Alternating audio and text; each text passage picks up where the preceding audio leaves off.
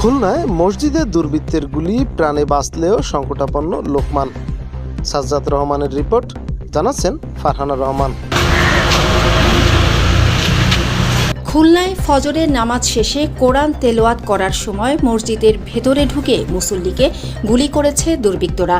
আজ রোববার 14 জুন ভোরে নগরীর দৌলতপুর থানার উত্তর কাশীপুর এলাকার বিদ্যুৎ কেন্দ্র জামে মসজিদে এ ঘটনা ঘটে। হামলার এ ঘটনায় মসজিদ কমিটির সেক্রেটারি লোকমান হাকিম ও স্থানীয় বাসিন্দা আলম মণ্ডল গুলিবিদ্ধ হয়েছেন।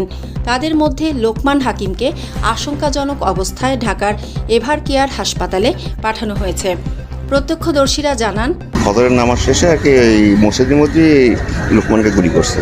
আমার ছোট ভাইরা ভাইছে, ঠিক আছে। আমি তৎক্ষণিক বেরিয়ে আসছিলাম, এসে দেখি ওই মসজিদের রক্ত। তারপরে চলে গেছিলাম সিটি কাজী মেডিকেল কলেজে, ওখানে যাইও পাইনি। ঢাকার দিকে তারা রওনা দিছে।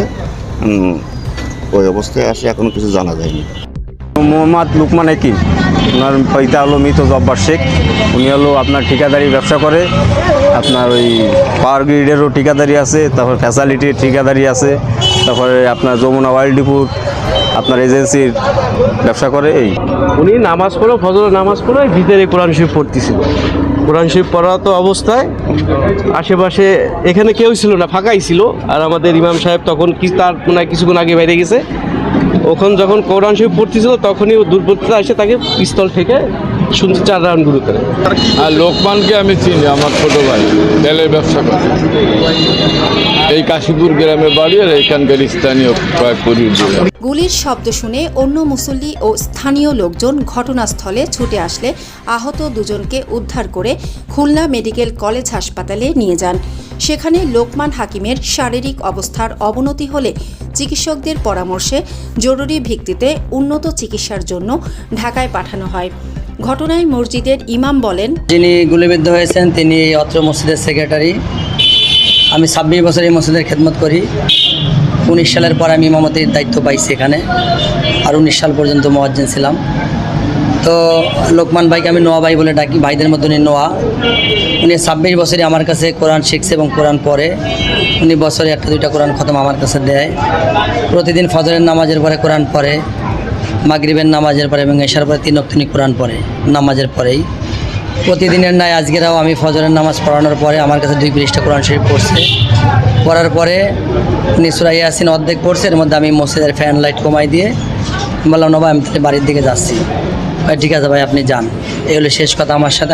খোঁজ নিয়ে জানা গেছে, লোকমান হাকিম West zone power distribution company লিমিটেডের ওজো পাডিকো একজন ঠিকাদার ও জ্বালানি তেল ব্যবসায়ী। পূর্বশত্রুতার জেরে এই হামলার ঘটনা ঘটেছে বলে ধারণা পুলিশের। এ বিষয়ে খুলনা মহানগর পুলিশের সহকারী পুলিশ কমিশনার মোহাম্মদ শফিকুল ইসলামের সঙ্গে কথা বললে তিনি জানান, আমরা ওই যে সিসিটিভি কিছু ফুটেজ সংগ্রহ করছি। সন্দেহভাজন একটা মোটরসাইকেল চিহ্নিত করা গেছে। মোটরসাইকেলে 3 জন ছিল। সামনের জন হেলমেট পরা ছিল, আর পিছনের জন ঢাকা ছিল। বুঝতে পারছেন? এই কারণে তাদের চেহারা আইডেন্টিফাই করা যাচ্ছে না এখন পর্যন্ত। তবে আমরা আরো চেষ্টা করতেছি আরো কিছু সিসিটিভি ফুটেজ সংগ্রহ করা। তারপরে আরো কিছু আমাদের নিজস্ব প্রক্রিয়ায় আমরা টেকনিকে কাজ করতেছি, আর ভিকটিমের পরিবারের সাথেও কথা বলতেছি। দেখি, আশা করি খুব শীঘ্রই এটা ক্লু পেয়ে যাব। মসজিদের ভেতরে হামলার ঘটনায় স্থানীয় সাধারণ মানুষ ও মুসল্লিদের মাঝে চরম আতঙ্ক ও তীব্র চাঞ্চল্যের সৃষ্টি হয়েছে। পবিত্র উপাসনালয়ের ভেতরে এই ধরনের পরিকল্পিত হামলার ঘটনায় ক্ষোভ প্রকাশ করেছেন স্থানীয়রা। ফারহানা রহমান, খুলনা সংবাদ।